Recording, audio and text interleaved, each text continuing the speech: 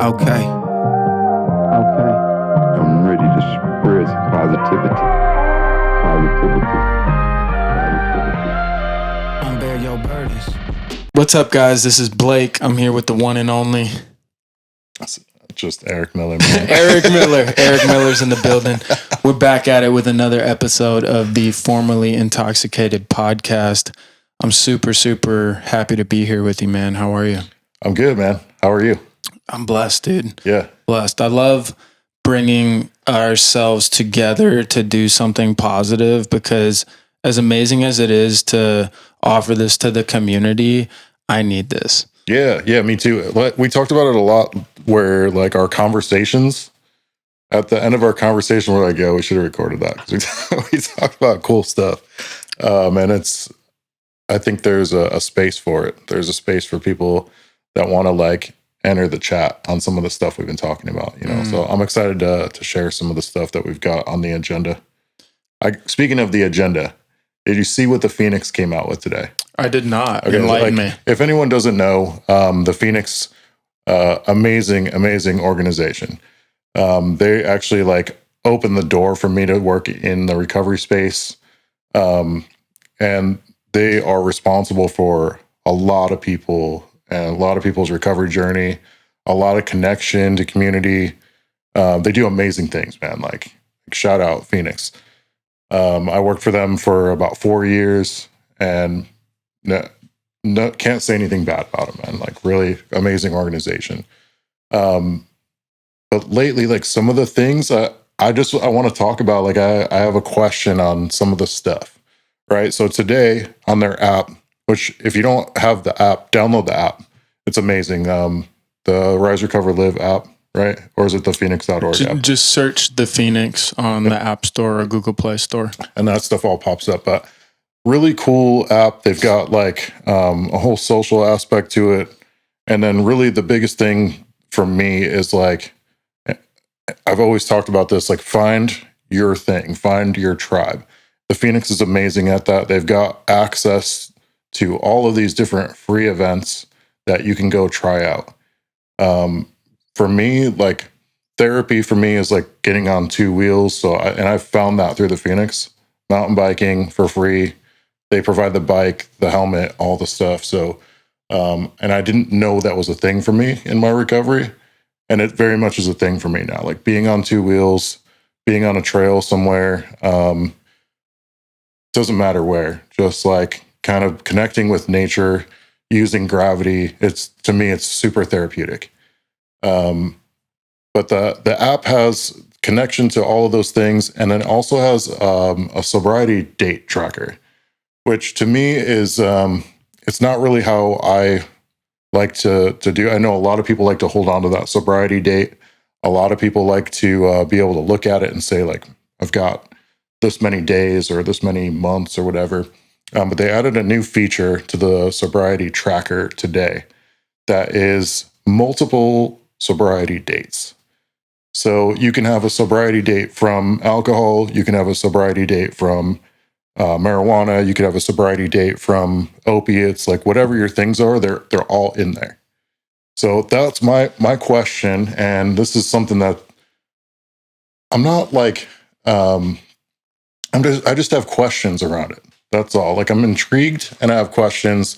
Like, how do you feel about that? Is your sobriety date like the date that you are completely clean and sober from all substances? Or is it you have a date for marijuana and a separate date for alcohol and a separate date for other things? Or like how do you look at it personally? It's a great question. Sobriety for someone like me is pretty cut and dry. Yeah. I'm either sober or I'm not. Any mind and mood altering substances fall under the categorization or, compartmentalization in my mind. It's got to be that simple. I'll weasel my way into utilizing or leveraging another substance in the same way that I used to use other drugs if I leave that wiggle room, for me personally. That being said, the Phoenix adding a feature to their app giving people a chance to track their sobriety date from different substances, I think it does a couple things. Number one, it gives an individual the opportunity to start over if they've slipped, but to not necessarily feel like they have to throw, 2 years, 3 years out. If I'm recovering from an opiate addiction, and let's say I've got 2.5 years, and I decide to smoke weed, and then I realize, wait, that was a mistake. My spirit's out of alignment, and I recommit to my recovery. I didn't throw everything down the drain, but it at least provides me the opportunity to maybe reset without psychologically compromising the fact that I've worked so hard to get to where I am. Okay, I could see that. And I definitely had so my thing was crystal meth, man, methamphetamines. And that was the biggest challenge and the biggest struggle that I faced trying to get clear of that stuff, man. Like it was one of the hardest things I've ever done. But then when I felt like I had some time under my belt and I felt like that chapter had closed, I almost was walking around like, yeah, like who cares about these other little things? Like that was the thing. That was the thing that was ripping my life apart. That was the thing that was like doing damage to relationships. And like I was evil when I had that stuff, man. Like I was stealing from people. I didn't care about anyone or anything else, but just getting more, like finding a way to get more of that stuff, so that I could continue, like I felt like without it, I was just going to fall asleep and like never wake up or something. I don't know. Like it just was eating at me. But then when I got on the other side of that stuff, I almost was like, yeah, alcohol's no big deal. Weed's not a big deal. All this other stuff is like, it was like almost like didn't register to me for a little while. Obviously that has changed for me now, with the experience of working in recovery. My perception has changed. Like being around people that have had the same amount of struggle that I had with crystal meth, with whatever their substance was. I've seen people struggle with alcohol. I've seen people struggle with marijuana. I've seen people struggle with anything you can think of. Working for the Phoenix and now Barbell Saves, and just being in the recovery community and like volunteering and stuff. I've seen every aspect of it, man. Like, and that has like solidified my personal recovery journey being like zero. Like I refrain from all substances. But that seeing that today just made me wonder, like, am I alone in that, or how do you think most people look at that? You think the majority of people look at sobriety as like, no, man, I'm 100% sober, or like, yeah, I'm sober, but I use marijuana medicinally, so it's okay, or like I drink a glass of wine with dinner once a month, so it's okay. It's not a thing for me. Like, what do you think? Is that like a more common perception? It's hard to say. The Phoenix supports all pathways to recovery, right? Yeah. That's the core component of, I believe, the first pillar in their ethos. We support all pathways to recovery. In theory, recovery looks different. I can accept the idea that recovery means different things to different people. Sobriety means something different to, different people. I'll speak on my own personal experience. I got clean from LSD, alcohol, any and all other hallucinogens, methamphetamines. What was your one? Do you have like one thing, it's or was weird. Was it a mixture? It was things? kind of a combination of Adderall, because I was prescribed Vyvanse. So I really, really leveraged that throughout like my experience. So in my mind, because I was prescribed something by a pharmacist or a psychiatrist, it didn't register to me that I was getting high. And, I was definitely abusing that resource. And then it's weird when people ask me what my drug of choice was. I say two different things. Number one, it was like, what do you have? You know what I mean? I heard someone say that once, and I was like, that really resonates with me. That was the kind of addict that I was. If I'm honest about what really like broke me and made me realize that I needed to get help, it was LSD. Which I don't really hear very often. People are surprised when I tell them that LSD was the thing for me. Yeah, there's not like an LSD anonymous. There's not. There's really not. Not that I know of. Anyway. I just fell in love with the pursuit of something bigger than myself. Okay. And when I took LSD,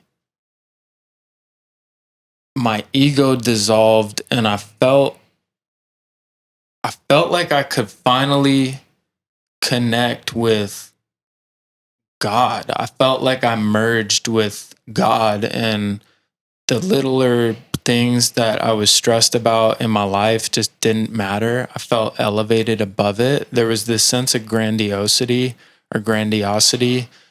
that I just loved, and I could function on it.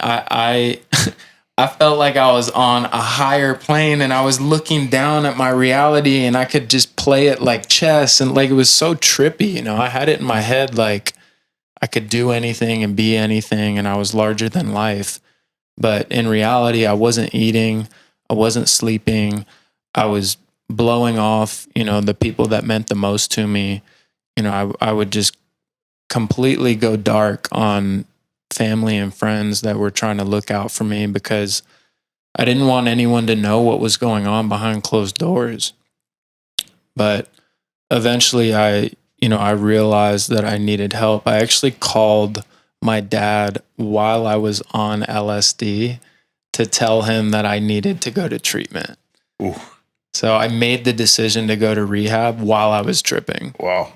And then when I got to rehab a couple of days later, like I was just like, damn, like, like the high wore off, and I was just like, oh. But yeah, like talking about the, what's your drug of choice? What do you got? I was definitely there for a while.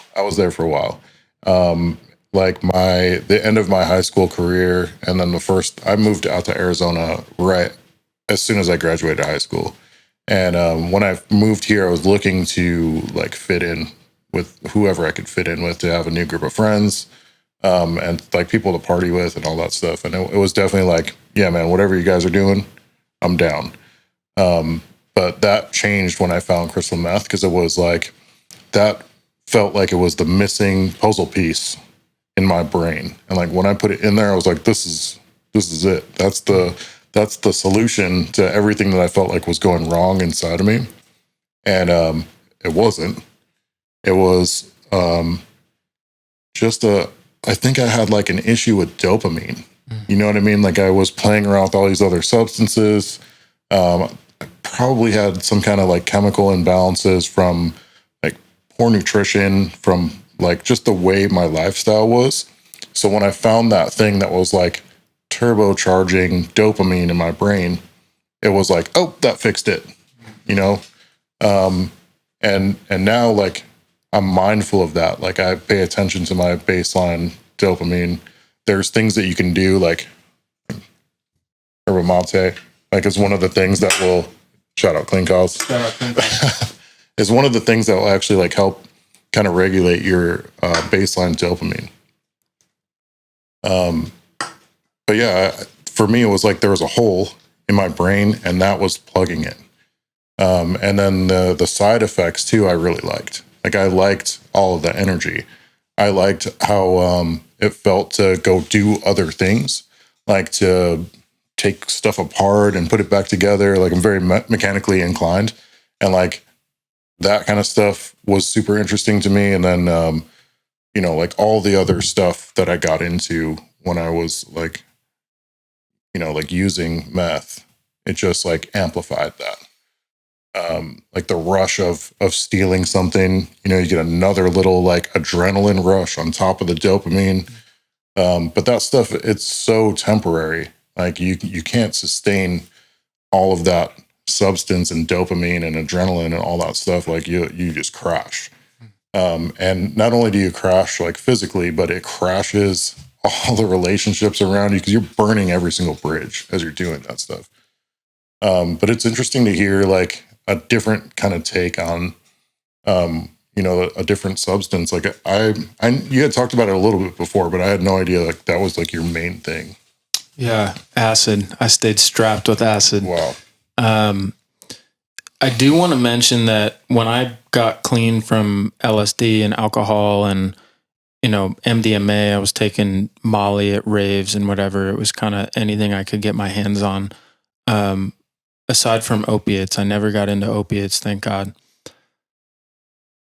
It was the beginning of my road to like a cleaner, healthier lifestyle.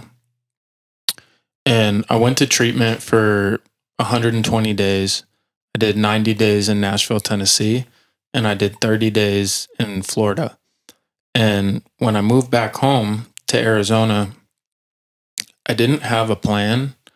I didn't go back to meetings. I didn't plug in with a recovery community. I just kind of crash landed at my parents' crib and like tried to figure out what I could do to make money and get a job and whatever. And soon enough, I relapsed, and it just kind of, it's like the cycle started over. It's like I felt like I picked up right where I left off. So, I found acid. It started with a beer. I was just chilling at a studio, felt like I could have a drink just because alcohol was never really a major thing that I felt like I struggled with, But then it was just like a landslide, like over the next few months of 2020. I definitely like slid way far back into the lifestyle of addiction. But I got clean again. Like my sobriety date is December 20th or 21st of 2021. 1-2-2-1-2-1. Nice. So I just hit like 26 months or something like that. That's awesome. Thank you. Yeah, thank you. But this is the interesting thing. I've been clean from, all mind and mood altering substances except for marijuana. Okay. I think about 8 or 9 months ago, I slipped and just started smoking because in my mind, I had a job. I was doing so much for the recovery community, and I got it in my mind that marijuana could be a good thing for my mental health. Marijuana could stimulate my creativity. Marijuana could connect me to nature. I got this like script in my head. And so I started smoking in private. Nobody really knew. And over the course of probably like 6 or 8 weeks, nothing fell apart. I didn't lose my job. I didn't crash a car. I didn't get into any legal trouble. But a deeper part of me, like my spirit, was just calling me back to full abstinence and sobriety. And Jordan Peterson labels it like a sickness of the spirit. If I'm acting in alignment with my core values and principles, my therapist called it taking value congruent action, my spirit flies. I find myself in the right place at the right time. Opportunities are presenting themselves. I'm in flow. But if I'm taking action that's out of alignment with my core values, who I am, what I'm meant to be, the sickness of the spirit, it ate away at my core. And they say in recovery, we're only as sick as our secrets. Yep. So for me, like maybe I'll check out that feature in the Phoenix app, and like identify that, like I'll claim that, that like I slipped and that's a part of my story, because who knows who might be going through that. Someone might be clean from opiates and try weed, again, and then realize, man, this isn't for me. So I don't think there's one right or wrong way, but it's important for us to get really clear on how we feel about it individually so that we can use that as the baseline for how we make decisions in our recovery. 100%. Yeah. And I think, this might be controversial, but I think like relapse is an important part of everyone's recovery journey. I think it's something that like, I don't know, everyone that I know that's successful in their recovery, that's in long-term recovery, has had at least one like relapse. And that just kind of like solidifies what it is that they were chasing in the first place, or like why they got sober in the first place. I definitely relapsed multiple times in my recovery journey, and I think it helped lock in a lot of my beliefs. And the point that I'm at right now is like, yeah, man, it's everything. Like if I'm putting something in my system, there's a potential for that thing to lead to something else for me. Kind of like what you were talking about, like you slide, like you have that drink, you're all of a sudden your judgment's impaired. And then in that moment of weakness is always when the opportunity presents itself, at least for me, is always in the moment of weakness that something presents itself and is like, oh, just so happens we have this drug right here, right in front of you that you can do for free right now, or like something like that always happens. So for me, I'm the most stable, I'm the most solid in my recovery when I just refrain from everything and I just keep it all out of there, man. But I do I understand some of the stuff that you're saying where like, yeah, I have multiple recovery days. So that maybe that applies to me, and maybe that's something I could put in there. Like I definitely stopped meth before I stopped drinking, and I definitely had other, I smoked a couple times too after I quit meth, but that was my biggest thing. So that's been like my recovery date. So I guess like I look at it like that too. Like maybe there's multiple things, but I guess I don't know. Like I'm open to more challenge around that. If is it really your sobriety date if you had other substances? There's some blurred lines, and that's okay. It's not as black and white or cut and dry of a conversation as I maybe would like it to be. Yeah. Okay. Yeah. And me too. Like, that's something that I worked really hard for personally. I fought. I jumped in a friend's U-Haul that was leaving the state just to get out of Arizona.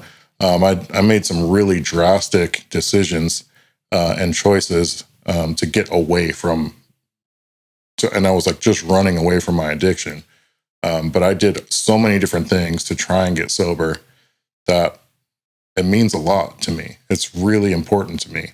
It's something that I cherish and try and like really hold tight to.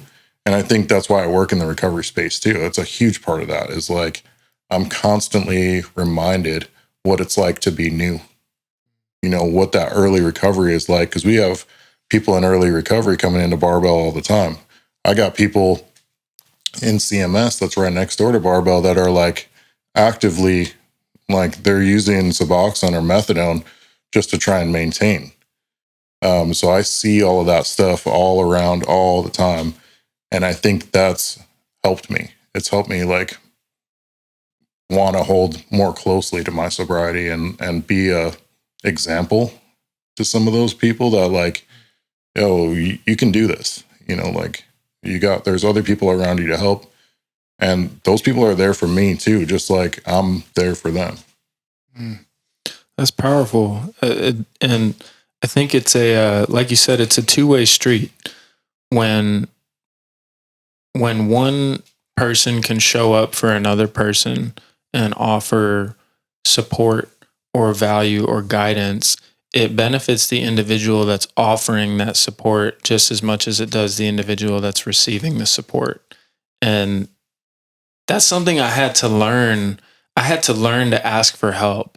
I had to learn to allow other people to serve me and guide me and help me, because for whatever reason, it was difficult for me to receive support or help or even money. Like that's a big one that I'm working on now. Like for my whole life, I was kind of trained.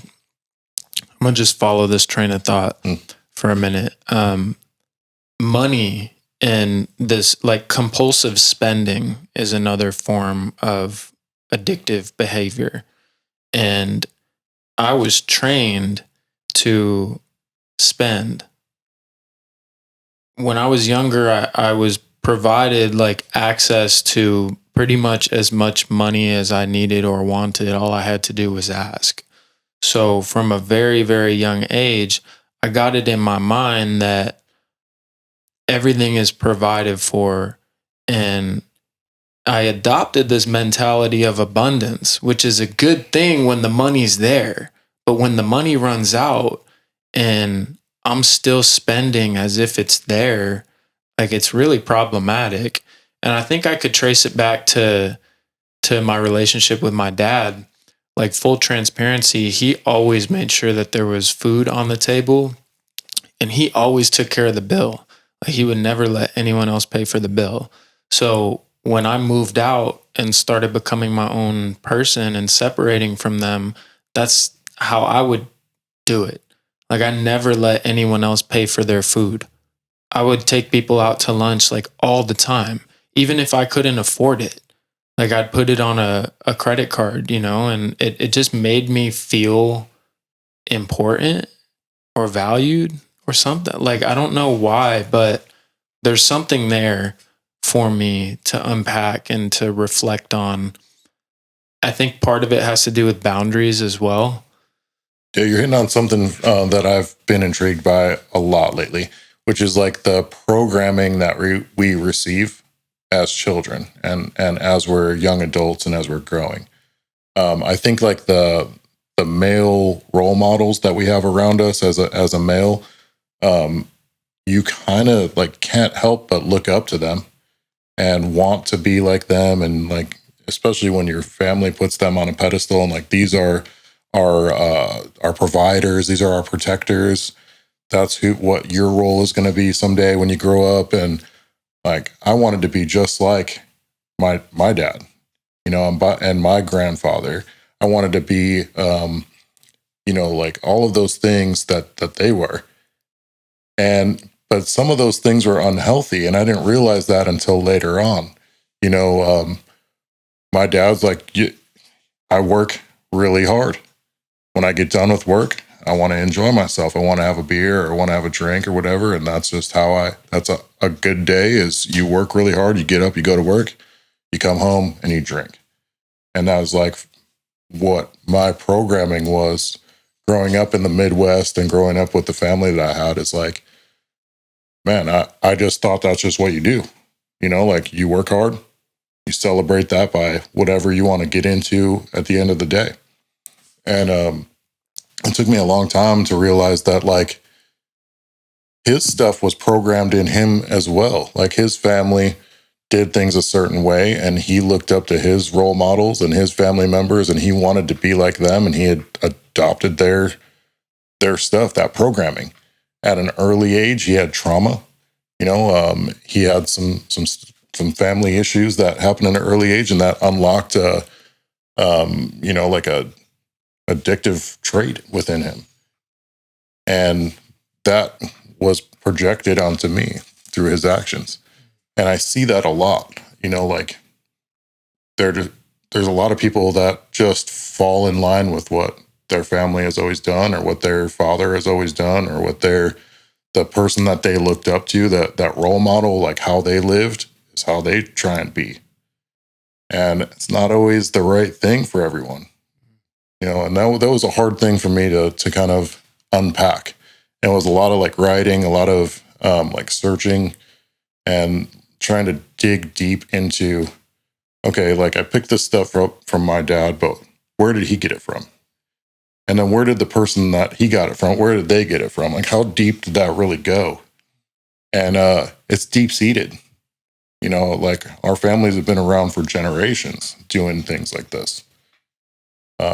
And I think that's why it's important that we're doing what we're doing right now, trying to break some of those cycles, trying to just talk about it, just be aware of maybe some of the things that those people that you looked up to, what they had to go through, some of their trauma that they had to endure, some of their struggles, and then what the people that raised them, like what was their trauma. That stuff is it's a cycle that can snowball. It can like progressively get worse and worse and worse as there's more trauma. There's more things that you have to endure because of that. If you have parents that are alcoholics, there's probably going to be some stuff. You have multiple generations that are alcoholics or drug users or addicts. There's going to be some side effects in there. There's going to be some trauma that you have to endure. So I don't know, man. I'm glad you like followed that train of thought, because that's been something that's been on my mind too, is just unpacking some of that stuff that's generational. Thank you for sharing. Yeah, I've heard it described as generational curses, right? Like breaking a generational curse or generational trauma. And there's an artist actually who I had the pleasure of working with in 2020, 2021, and 2022, named Janae the Artist. And she did a whole EP called Break the Curse. It was all about breaking generational trauma. And I'd be curious actually to hear your take on one of the songs that she had on the project. Can I play it for you? Oh, yeah, for sure. Okay, dope. Yeah. Hey, Google, play Family Ties by Janae the Artist. All right, here's Janae the Artist on Spotify. Sorry, something went wrong. Damn. Give it another try. That's awkward. Hey, Google, play Family Ties by Janae the Artist. Okay, playing Janae the Artist on Spotify. I don't think it's going to do it for you, man. Sorry, something went wrong. One last time. Hey, Google, play Break the Curse by Janae the Artist. Got it. Playing John Mayer on Spotify. John Mayer. Google it to you. I'm going to just look up the lyrics. How's that? Hey, Google, stop. Hey, Google, stop. You're embarrassing me. Oh, we can try our best. Dang it, Google. I'll send it to you. Anyway, plug Janae the Artist. We're going to do some more work with her. She's actually on a sobriety journey right now too. So shout out to Janae the Artist. But yeah, thank you for sharing about the programming and your commitment to identifying those patterns in your bloodline. There's nature and nurture. Some of these character traits are passed through us genetically. Some of them are conditioned into us through the environments that we were raised in. And it's no matter whether it's genetic or conditioned through environmental programming, like it still runs deep. And it takes a team and a community and a support system to sustain the new way of living and thinking that leads to like lasting change. And I'm curious, how long have you been on the journey of reprogramming some of these patterns, and what are the ways that you keep these new ways of thinking top of mind? Yeah. So I think like 2003, 2004, I was in Department of Corrections, and I had a lot of time. I had a lot of time in there to write and to think about some stuff. I did every single program that they would let me do. I went to every NA meeting, every CA meeting, Smart Recovery. I worked with the psych on the yard to develop some new programs that they didn't even have yet. So I was like really intrigued with that process. And I really wanted to try and use my time in Department of Corrections to change. I felt that the day that I got there. I was like, okay, this is an opportunity. I have these years in front of me. what do I want to look like when I come out of here? How do I want to act when I come out of here? What am I going to do differently so that I don't come back here? Like I didn't want to go through that process again. So I started really like looking at all of that stuff. And in some of those like meetings and the SMART recovery program, some of the stuff that I got into, that was something that came up was like, what was your environment like? What kind of trauma did you experience?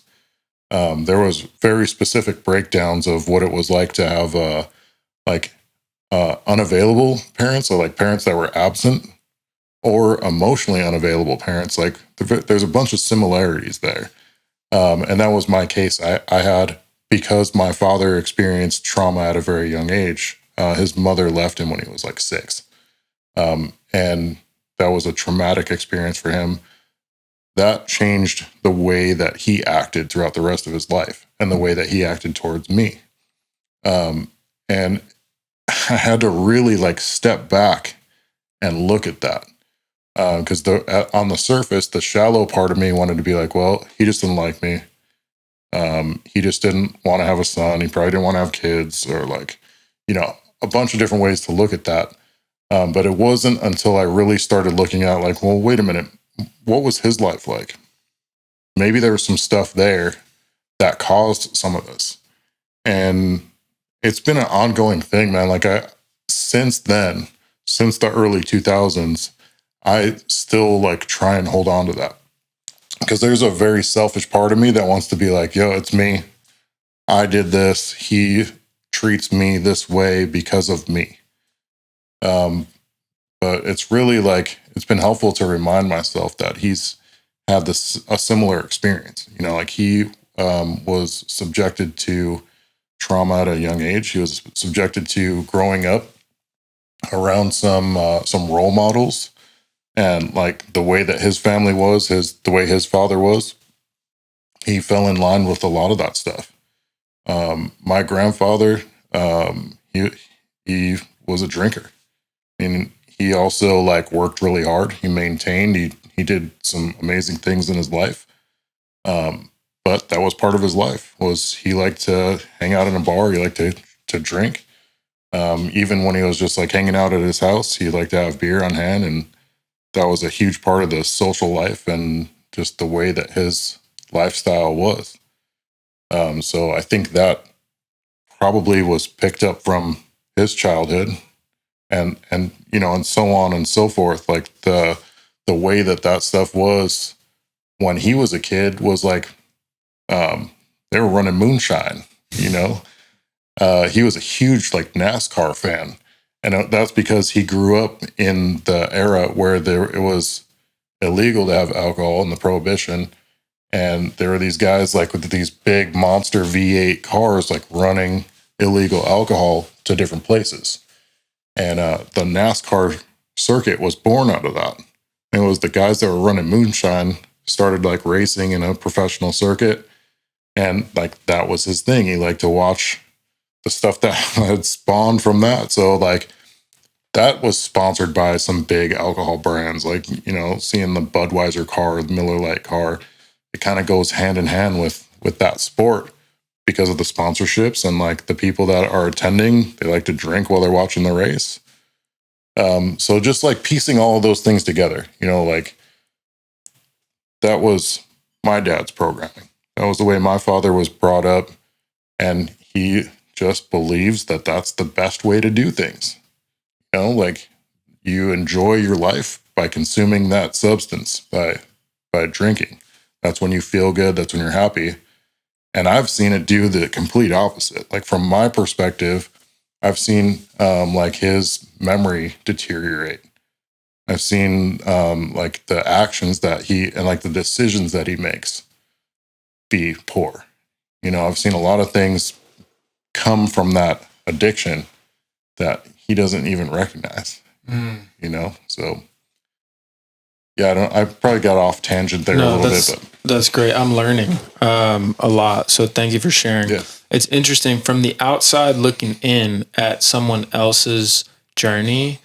it's at times easier to identify red flags or patterns that could potentially be self-sabotaging the individual who's unwilling to acknowledge or accept those patterns of behavior for themselves. Yep. And yeah, go ahead. Oh yeah, just I mean, for me, it was like almost a huge weight off of my chest that there were other factors. There were other things in play in my my recovery journey. Like once I started looking outside of myself and like, okay, what were the people like that I grew up around, and what were their ancestors like? That took a bunch of it off of just me, and it didn't have to be just me anymore. I could look at like, okay, like there's probably some reasons, you know, and then digging deeper, there was some major trauma in my family. You know, there was some of my ancestors that were murdered, and like there was some crazy stuff that happened that was traumatic that probably like engaged that process a little more, like triggered even more like alcohol consumption or substance abuse, because we know like trauma is a huge trigger for that. So what would you recommend for someone who's ready to change? I mean, it has to start from within. It has to start with you. Like, but if you're like truly honest with yourself and you're admitting that you're ready to change, that means it's already started.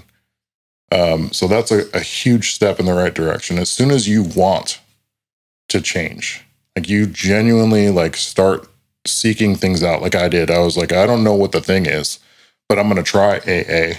I'm going to try NA. I'm going to try these, like talking to a therapist or talking to a psychiatrist. I was going to try all those things until something clicked for me.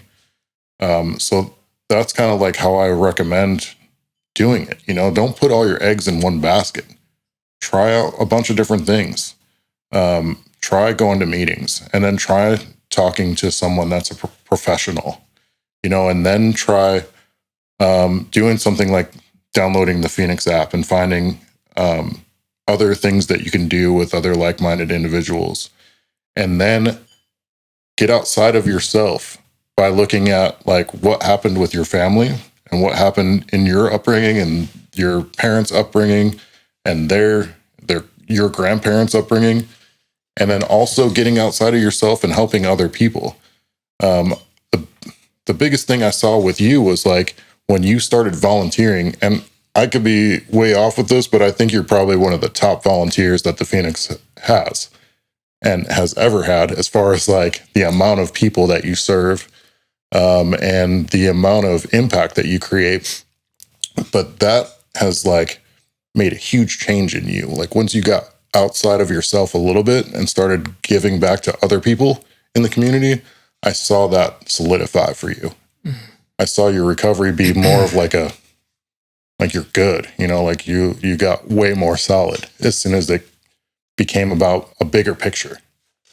So that's my take on it. That's my 2 cents, is like, look at the bigger picture, get perspective, and try and like get the bird's eye view down on what it is that got you where you're at and how you can help other people realize what got them where they're at and work together to be stronger.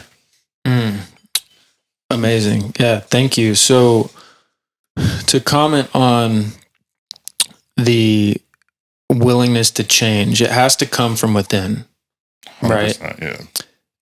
I think I might have told you about this. I learned through Michael at Ideal, the stages of competence. You remember us talking about this? Yeah. So there's 4 stages of competence. The first stage is unconscious incompetence, which means the individual doesn't even know that they're incompetent or unable to take care of themselves. The next stage of competence is conscious incompetence. That's the moment that I realize that something needs to change, or that I'm not taking care of myself or whatever it is, then as I commit to changing, I move into conscious competence, which means I'm actively becoming better at and learning how to take care of myself or learning how to get clean. And then the longer I commit to that routine and that lifestyle of sobriety and recovery over time, there's aspects of the foundation of my recovery that just becomes subconscious. I just perform these actions of self-care because it's a part of me at that point. So I think the goal, the journey that I'm on, is to identify what are the practices and new habits and activities that are best for me, that are healthy for me, and how can I orchestrate my life in a way where those activities are baked into my routine, so much so that over time it just becomes a part of what I do for myself. And when I, from the outside looking in, look at, your practice of recovery and self-care, you're in the gym like every day, dog. Like every day. Like it's like a part of you at this point. But it wasn't always like that, was it? No, very much not like that. But yeah, it is part of my therapy. When I put a barbell over my head, I'm not thinking about the things that triggered me earlier in that day. I'm not thinking about the guilt that I feel from like the things I did in my past. And I'm not worried about what's going to happen tomorrow. All I'm worried about is that barbell being over my head and it not crashing into my skull. You know what I mean? Or like, not even that extreme of a thing, just I'm counting my reps. If I'm doing like 21 reps of something, every single rep, I'm focused on moving correctly and I'm focused on what number I'm on and getting through those reps one at a time so that I can get to the next movement or get to the next thing. And that keeps me present. And I think that's what all of my things that I've found, like through the Phoenix and through like my travels in the recovery space, is like find the things that keep you present. I love being on two wheels because you don't have time to think about any of that other stuff. You're thinking about what's 3 feet in front of that front tire so that you don't hit a rock and go over your handlebars, or like which way the trail is going to go. Like you're focused on that very present moment. And for me, that's the biggest like recovery that I get. It's the most therapy that I get, are those things that force me to focus on right now. That's really powerful. It reminds me of what Wolf said, Wolf Trigo, during the mental health panel. He said, jujitsu or some form of man-to-man or individual-to-individual fighting keeps him present, because when I'm in a chokehold, I'm not thinking about anything other than getting out of that chokehold. I think it's the same principle. Totally. When I'm focused and locked in on some sort of engaging activity, it commands me to be present in that moment. And for me, I found that presence in, this is going to sound weird, cutting the lawn. Okay.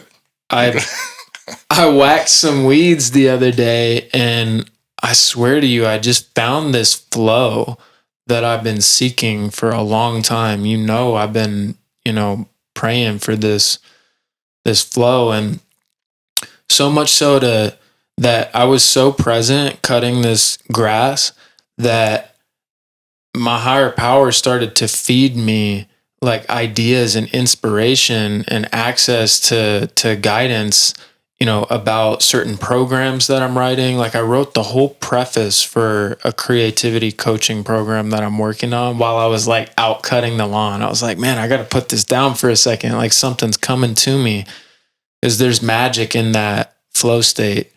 For me as an artist, that's one of the most important things that I could do for myself, is find that flow state, and it will look a different way for everybody, Totally. And that's why you always say, find your thing. And the Phoenix is a great resource for that. Yeah. And that's 100%. And it is different for everybody. for me, it was like the things that involve gravity. I don't know, like something about the way that I experience gravity and I move through it pulls me into that flow state really well. Like snowboarding, downhill mountain biking, like even things that involve water, swimming where the water is moving. Those things pull me into that flow state really easily. And I don't know if it's like because gravity is pulling my mass, you know what I mean? Or like pulling me through space. But those things are the ones that really get me into that state really quickly. Climbing. Like I went outdoor, like legit rock climbing up in Vegas.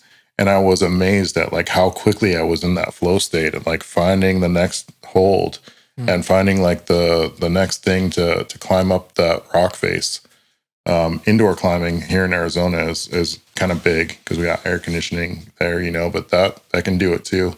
And having people around you that are cheering for you while you're moving through those things or fighting against gravity or working with gravity, those have been the things that have like really done the most for me to get me into that state and get me like feeling good, get me tapped into myself and really aware of what's going on in that present moment within myself.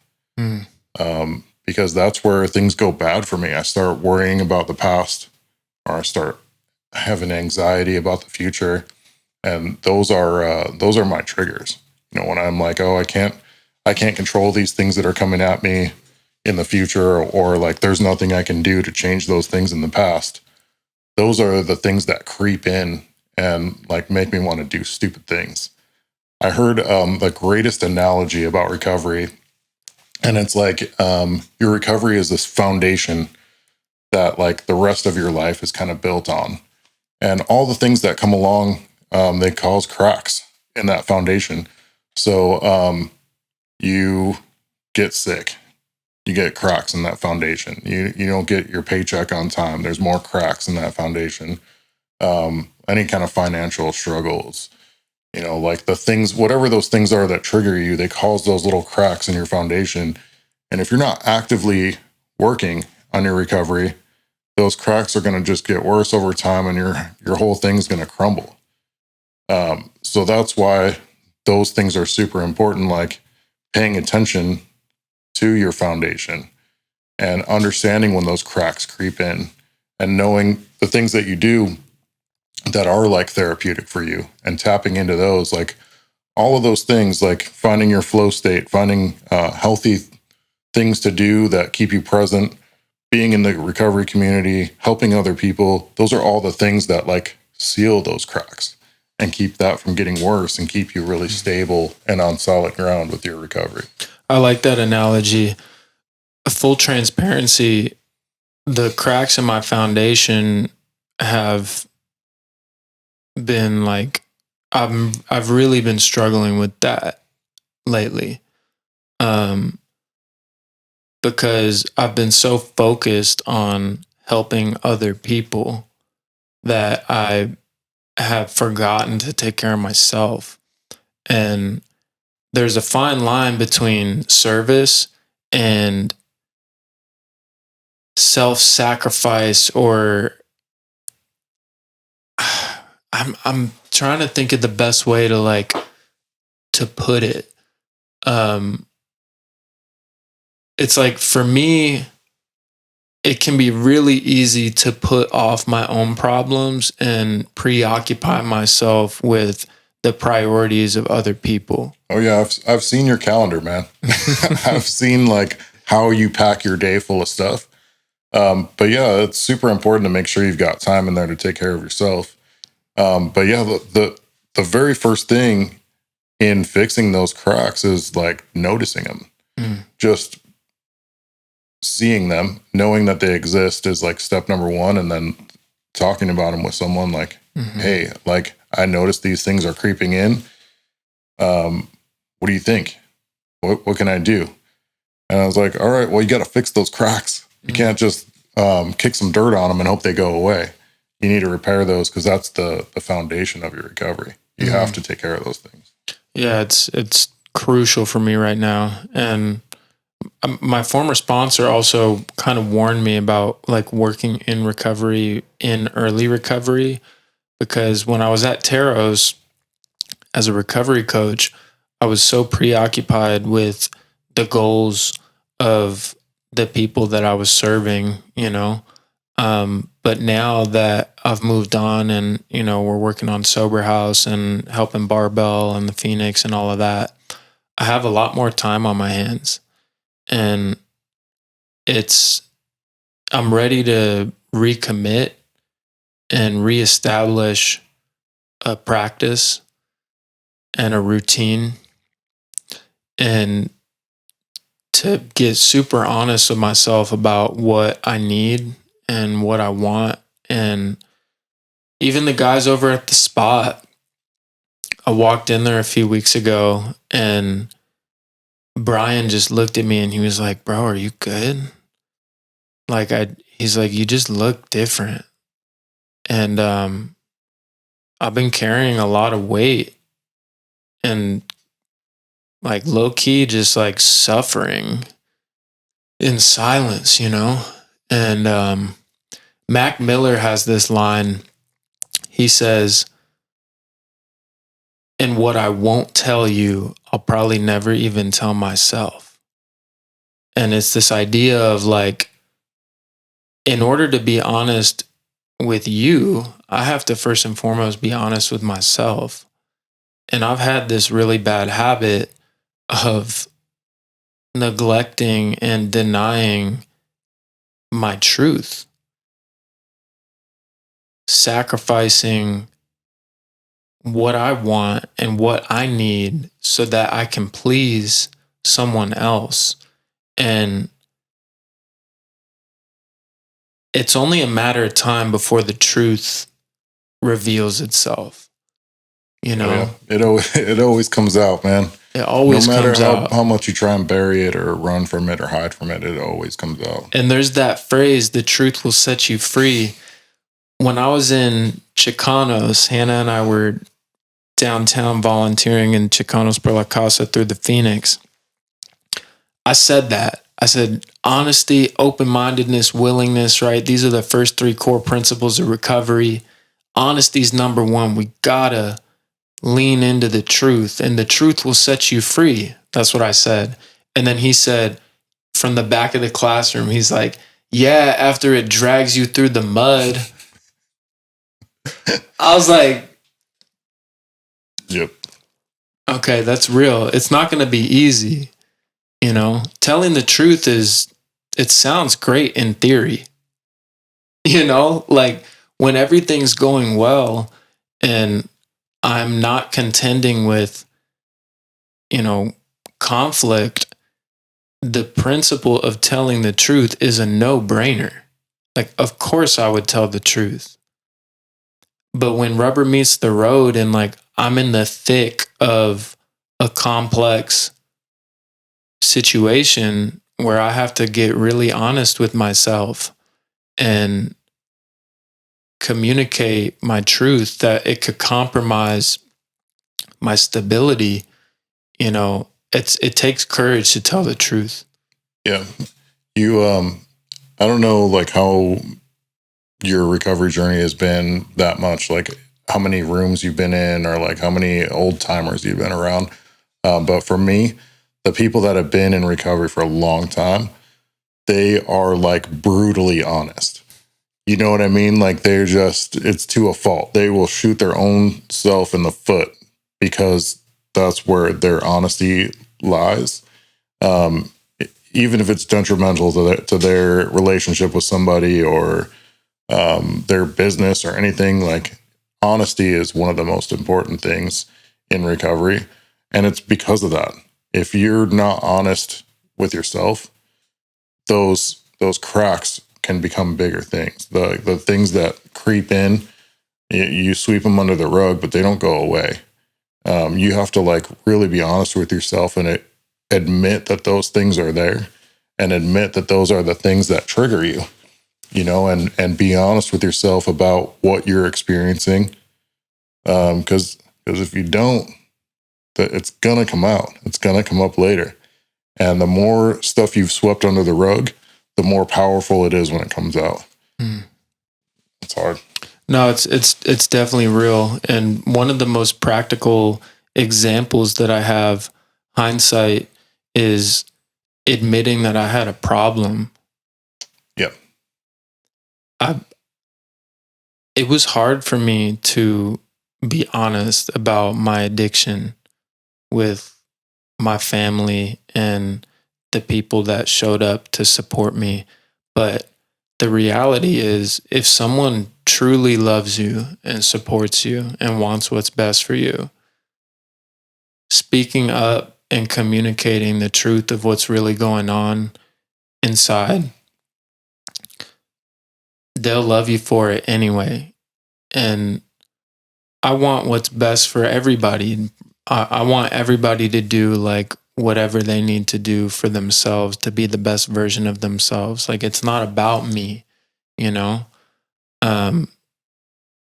So that's where I'm at. I'm working on, like, you know, really getting real with myself about what I want, what I need, and doing something about it. It's one thing to know that I have a problem. It's a totally another thing to shift into the lifestyle, the mentality, the accountability that's necessary in order for me to make the change. So I'm committed. I'm committed to a new way of living. I'm committed to an evolved version of honesty and open-mindedness and willingness, and a program of recovery that I know is going to transform my life, no matter how scary it is to lean into a new chapter of the unknown. Yeah, and I really commend you for just talking about it. You know, like for being open about what you're going through. As at least for me as a man, like that's probably the hardest thing, is to say that I need some help. You know, it's really hard for me. I don't even like going to a doctor. You know what I mean? And I'll know that there's times that I have to, but I'm like, no, I'm a man. I got this. I'll take care of me. But that's not always the case. Like, you know, there are times when you have to go to a doctor. There are times when you have to go to a professional and admit that and get some help. There are times when you have to have a conversation with a friend and just say, hey, like, this is going on inside of me. Can I just bounce this off of you? And you tell me, like, you ever felt anything like this? Or you ever like know anyone that's gone through any stuff like that? Like, just opening up that conversation can be super helpful. And I think that's a huge part of why I wanted to do this podcast too, is just for me, listening to something like this, you know, like, it might have changed my perspective back in the day. You know, back when I was in my early recovery, I would have loved to hear more about people that had experienced what I had experienced and learning about the things that worked for them. So I think that's the whole purpose for me wanting to record our conversations, and like just making a space to talk about some of the stuff, and then hopefully like inspiring other people to follow some of that stuff. Just talk about things, find a professional that has training to go talk about things that are serious. You know, find a support group, find some friends that are going through the same thing as you that can support you in your journey. That recovery road it is never smooth and flat, man. Like, there's always bumps in that road. There's always ups, there's always downs. And just understanding where you're at in that road is a huge step in the right direction. Just like being aware that there's some bumps, being aware that there's some stuff that, like, all right, we're gonna have to navigate this part a little bit. You know what I mean? And then at the same time, being aware of when things are good too, and just being thankful for all of it. That was the biggest challenge for me right there. Is like, I only want it to be smooth. I only want times to be good. I only want it to be like everything's cool. But you never grow if you don't experience the downs too. If you don't have any of the challenge, you'll never get any stronger in your recovery. Just like in the gym, if you don't have resistance, your weights don't get bigger. You don't get stronger. If the weights just stayed the same weight the whole time, nothing would change. So we need those ups and downs to get stronger in our recovery, and then hopefully being able to share those things with other people so that they can learn a little bit from our experience too. Absolutely. The rocky road to recovery, shout out Rocky Road. That used to be one of my favorite ice cream flavors. That bumpy road, the ups and downs, there's a major key there. Learning to enjoy the ride, knowing that those bumpy roads in the dunes or downhill on a mountain bike that you're talking about, learning to love ourselves and enjoy the process even through those moments, knowing that the contrast is what makes it all worth it. If everything was smooth and easy all the time, it just wouldn't. I don't know. You hear it all the time. It's like, the rainbow after the rain, or like the sunshine after the rainbow. Life isn't all, sunshine and rainbows. Like, it's kind of like that idea of learning to dance in the rain, or like the eye of the hurricane, like finding your balance amidst those storms and the rocky moments. That's true acceptance and peace, because we can't control what happens in the outside world. There's only so much that I can control. And if I can find peace and love and acceptance and forgiveness and all of the best, principles that I truly, on a deep level, believe and desire to live my life by, even in the hardest moments, that's how I know that my spiritual practice and my recovery is solid. And that's my goal, just finding peace and gratitude. Like you said, like finding thankfulness for those difficult times, even if they hurt, even if they hurt physically or emotionally, if there's like painful, tough times, just knowing that, like they say, tears are water for the soul, Yep. I heard Kevin Gates, who one of my favorite artists, man, he's said some gems that have really stood out to me. He was talking about how some people, like, they get their heart broken and they decide not to love fully again. They start treating other people like crap, and like they don't ever open all the way up again because of the pain that they experience if their heart gets broken. And he was just like, I welcome it. It's like, I'm gonna love fully. Even if my heart gets broken, I'm gonna use that as fuel. Like, I'm gonna go get in the gym, and I'm probably gonna lift more weights than I ever have coming out of that side of pain. So I'm gonna use those things that don't feel good to fuel me to go do the things that are gonna be beneficial for me, that are gonna trigger me to grow. And just trying to hold on to that perspective when those things happen is tough.